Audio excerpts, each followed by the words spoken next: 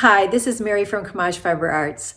Let's talk about leaders. This is the string that's on your bobbin that the fiber is going to attach to, and it winds the yarn on the bobbin that you're making. What happens sometimes is this leader can slip and then your yarn will not wind onto the bobbin.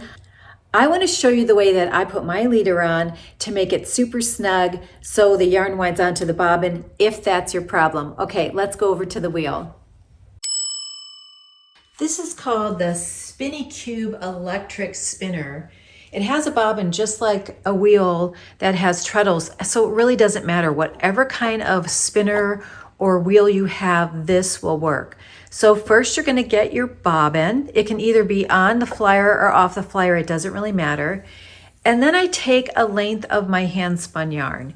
And the reason I do that is because I want something a little on the grabby side. I don't want to use anything slippery like silk or tencel or bamboo or anything like that. So I grab a length of my hand spun yarn and then I put the two ends together,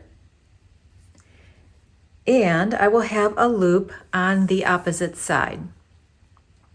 Now the loop is going to go around the bobbin. It doesn't matter whether it's the top or the bottom.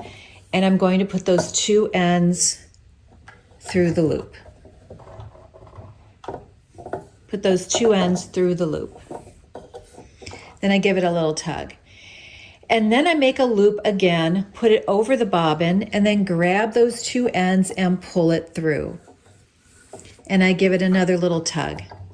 This will make it nice and snug around the bobbin. If you're finding that it's still slipping, go ahead and do that a third time. Give it a little tug. Make sure you have enough length to go through your flyer hooks and through the orifice. And there you go, we're all set.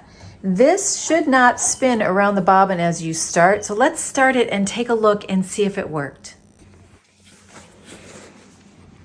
All right, and that worked, and it pulled the yarn on the bobbin and it didn't slip. In fact, it's exactly where it was when I put it on. So now you know how to put your leader on so it doesn't slip on your bobbin, and that is one of the issues that you can cross off the list if your yarn doesn't feed onto the bobbin.